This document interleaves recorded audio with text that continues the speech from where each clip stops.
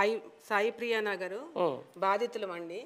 మేమందరం కూడా ఇప్పుడు ఉర్మిళ గారు చెప్పినట్టు అందరం చిన్న చిన్న ఉద్యోగాలు చిన్న చిన్నవి చేసి అందరం రిటైర్డ్ అయిపోయిన వాళ్ళం అటువంటి కొనుక్కున్నాము మేము ప్లాట్లు. మేము కబ్జా చేసింది కాదు, అది గవర్నమెంట్ ల్యాండ్ అని ఇప్పుడు అంటున్నారు. మేము కబ్జా చేయలేదండి. అది ఎప్పుడో 1965లో వెంచర్ అంట. వెంచర్ వేసినప్పుడు గవర్నమెంట్ చేసిన పొరపాటుకి మేము మోసపోలేదండి. ఇప్పుడు మోసగించబడుతున్నాము. మేము మోసపోలేదు. మేము తీసుకునేటప్పుడు చూసాము. ఆ రోజు ఈసీలో కూడా కరెక్ట్ అని ఉంది, సర్వే నెంబర్లు ఎన్ని ఉన్నాయి. మేము జాగా దగ్గరికి వెళ్తే కనీసం ఇవాళ గవర్నమెంట్ మాదని మొన్న ఫెన్సింగ్ వేసింది. మరి అదే ఫెన్సింగ్ ఆ రోజు ఉంటే మేము ప్లేసు అక్కడికి వెళ్ళినప్పుడు ఆ సైట్లోకి వెళ్ళినప్పుడు ఫెన్సింగ్ ఉంది, ఇది ఏంటి ఫెన్సింగ్ ల్యాండ్ ఎట్లా అమ్ముతున్నారు, ఇది గవర్నమెంట్ ల్యాండ్ అని ఉంది, మేము కొనుక్కునే వాళ్ళం కాదు కదండి. నిజమే, ఇవాళ గవర్నమెంట్ ల్యాండ్ అని ఇవాళ మేము కొనుక్కున్న తర్వాత 20 ఏళ్ళు 30 ఏళ్ళు అయిన తర్వాత ఇవాళ గవర్నమెంట్ ల్యాండ్ అని దౌర్జన్యంగా వచ్చి మా ప్లాట్లన్నీ మేము కబ్జా చేసినట్టు మీరు మా ప్లాట్లను కబ్జా చేసేసి గవర్నమెంట్ ఫెన్సింగ్ వేసింది. అసలు ఇదే ఫెన్సింగ్ మేము కొనుక్కున్నట్టు మేము 2005లో కొనుక్కున్నాము. 2000 కన్నా 1995 నుంచి కూడా అది గవర్నమెంట్ ల్యాండ్. అప్పటి నుంచి మీరు ఎందుకు దాన్ని సేవ్ చేసుకోలేదు గవర్నమెంట్ ల్యాండ్ని? గవర్నమెంట్లో రెవెన్యూ డిపార్ట్మెంట్ ఎందుకండి మరి? ఇప్పుడు గవర్నమెంట్ ల్యాండ్ అని చూసుకోవాల్సిన అక్కడ ఉన్న ఆఫీసర్స్ వాళ్ళే కదా, ఆ సర్వేయర్ కానీ వాళ్ళు కానీ. మరి గవర్నమెంట్ ల్యాండ్ ఇవాళ మీకు అంతా గవర్నమెంట్ ల్యాండ్ మీద కరెక్ట్ చేసుకోవాలి, దాన్ని పోకుండా చూసుకోవాలి. ఫ్యూచర్లో గవర్నమెంట్ ల్యాండ్స్ లేకపోతే కాలేజీలు అక్కడ ఉన్న ఇన్ఛార్జి గారి దగ్గరికి మొన్న వెళ్ళి మేము ఫస్ట్ రిక్వెస్ట్ చేసాం. మా ఇట్లా కూలగొడతారని భయం వేసి ముందే వెళ్ళి రిక్వెస్ట్ చేస్తే ఆయన అన్నది ఏంటంటే ఏదో కాలేజీ కడతాదంటే.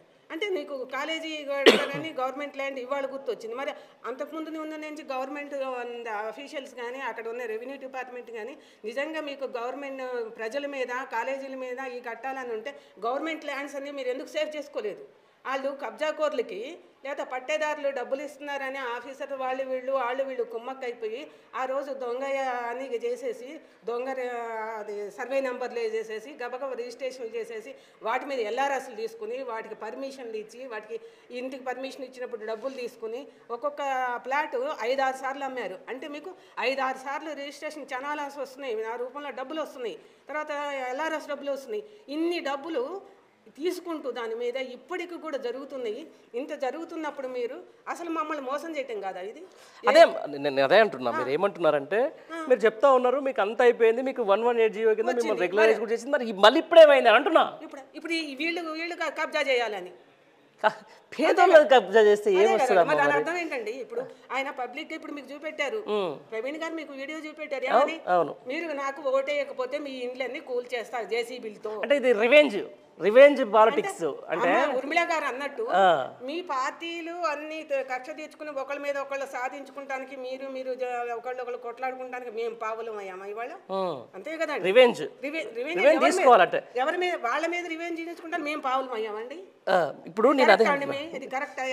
ఏ ప్రభుత్వానికైనా ఇది కరెక్టా? ప్రశ్నించాలి, తప్పదు. మరి ఏం చేస్తాం? మరి అట్లాంటి గవర్నమెంట్ వచ్చింది, మరి ఏం చేయాలి? ఇదే కదా. అది కాదు, ఇప్పుడు ఏదో అయిపోయింది. ఆ రోజు మేము మోసగించబడ్డాము, మోసపోలేదు. మేము చూసుకున్నాము, అన్ని కరెక్టే ఉన్నాయి. కరెక్ట్ ఉన్న తర్వాతే కొనుక్కున్నాము. ఆ తర్వాత ఏమైందంటే ఎన్నిసార్లు మేము రిక్వెస్ట్ చేస్తే అక్కడ జరిగిన పొరపాటు తెలుసుకుని 118 జీవో తీసుకొచ్చి మాకు చేద్దామని వాళ్ళు ఏదో చేశారు. మేము అన్ని అప్లై చేసుకున్నాం, అన్ని చేసాం.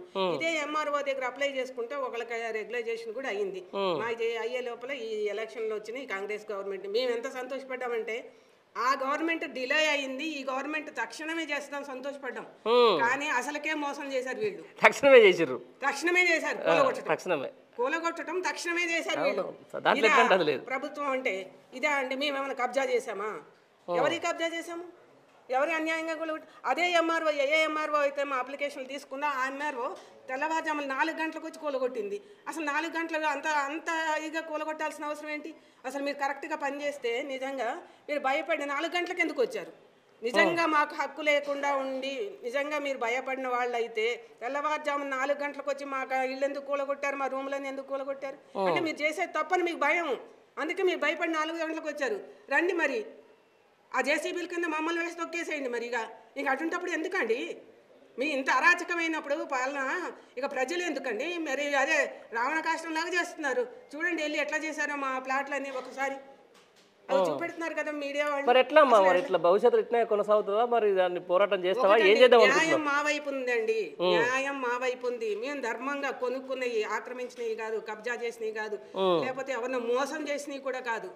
గవర్నమెంట్ కి అన్ని రకాల మేము చెల్లించి, మేము పద్ధతిగా ధర్మంగా మేము కష్టపడ్డ రూపాయి మేము మా సార్ సింగరేణి చేస్తే 30 సంవత్సరాల సర్వీస్ తీసుకొచ్చి అక్కడ పెట్టాము. ఇవాళ మాకేంటి ఇల్లు కూడా లేకుండా అయిపోయింది. మాకు అప్పట్లో పెన్షన్స్ కూడా ఎక్కువ లేదు. మరి ఏంటి మాకేంటి చెప్పండి, ఇది పద్ధత? అదే గవర్నమెంట్ ఇప్పుడు న్యాయం మా వైపు ఉందండి. మేము అందరం కలిసి కోర్టుకి వెళ్తే మేము గెలుస్తాం. కోర్టుకు వెళ్తావు అయిపోతుంది, తర్వాత బట్ ఈ రోజు ఈ ప్రభుత్వం చేసింది, ఈ గవర్నమెంట్ వచ్చిన తర్వాత చేసింది నీకు న్యాయం అనిపిస్తుందా, లేకపోతే ఎట్లా మరి ప్రజలకు తెలవాలి కదా? ఇప్పుడు ఇలా మీ పేరు ఏం పేరంటే? సుజాత గారు. మీకు జరిగింది, రేపు నీ ఇంటి మీదకి వచ్చిండ్రు, రేపు సుజాత తర్వాత ఇంకో ఊర్మిళ గారి దగ్గర పోతారు, లేకపోతే శ్రీనివాసరెడ్డి గారి దగ్గర పోతారు, లేకపోతే ప్రవీణ్ గారు పోతారా? ఆల్రెడీ కొలగొట్టారు మా అందరి, మీ అయిపోయినాయి. మీ మీడియా వాళ్ళ మీద కూడా వస్తారు. అచ్చా, మాకు మా ఉన్నాయా? అంతే మరి, ఇక అంతే కదా వాళ్ళకి. ప్రభుత్వాన్ని నేను ఒకటే క్వశ్చన్ అడుగుతున్నానండి. ఎవరైతే జనరల్ గా ఇప్పుడు 10-11 సర్వే నెంబర్లు సర్ప్లస్ ల్యాండ్ అని చెప్పి వాళ్ళు క్లెయిమ్ చేసుకుందామని మా దగ్గరకు వచ్చారు, రైట్? 1 నుండి 21 సర్వే నెంబర్, అంటే 1 నుండి 21 సర్వే నెంబర్లు ఏవైతే ఉన్నాయో అవి 362 ఎకరాలకు సంబంధించి సలార్జీ కంచకు సంబంధించిన survey numbers 1, 10, 11 survey numbers surplus land declare చేశారు, గవర్నమెంట్ డిక్లేర్ చేశారు, రైట్? ఇది డిక్లేర్ కాకముందుకే, సర్ప్లస్ ల్యాండ్ డిక్లేర్ కాకముందుకే 10-11లో ఆల్రెడీ ఫ్లాట్స్ కొట్టి అమ్మేసిన తర్వాత పట్టేదారు ఎవరైతే ఉన్నారో ఆయన 10-11 సర్వే నెంబర్ అప్పుడు సర్ప్లస్ ల్యాండ్ కింద డిక్లేర్ చేసిండు. నేను ప్రభుత్వాన్ని ఒకటే క్వశ్చన్ చేస్తున్నా, నువ్వు 10-11 మా భూభాగం అని చెప్పి నువ్వు సర్ప్లస్ ల్యాండ్ కింద మా సీలింగ్ వేసినావు కదా, మరి 362 ఎకరాలలో 6, 7, 8, 9 సర్వే నెంబర్లో భూభాగం ఉంటుంది కదా, అది చూపెట్టమనండి. మరి మాకు పొజిషన్ చూపెట్టమనండి.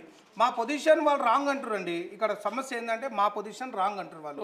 ఓకే, మా పొజిషన్ రాంగ్. మళ్ళీ 6, 7, 8 నెంబర్ సర్వే నెంబర్స్ కూడా ఖచ్చితంగా 362 ఎకరాలు ఉంటుంది భూభాగం.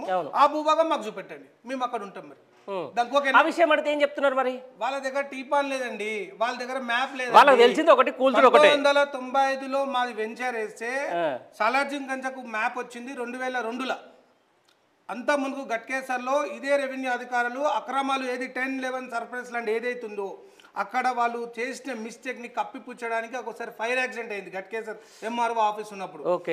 దాని తర్వాత మ్యాప్ 2002లో గీసారు చూసారా, ఆ మ్యాప్ లో వీళ్ళు భూభాగం ఇది అని చూపిస్తున్నారు. అప్పటికే మా రిజిస్ట్రేషన్ అయిపోయినాయి, మాది వెంచర్ అయిపోయింది, ఎవ్రీథింగ్ అయిపోయింది. ఇంకో దళిద్రం ఏంటంటే 6, 7, 8, 9 నెంబర్లో వెంచర్ అయిపోయింది. At the same time 10, 11 survey నెంబర్లో కూడా వెంచర్ అయిపోయింది. అక్కడ అమ్మేసుకున్నారు. అది కంప్లీట్ రెవెన్యూ వాళ్ళు చేసిన మిస్టేక్.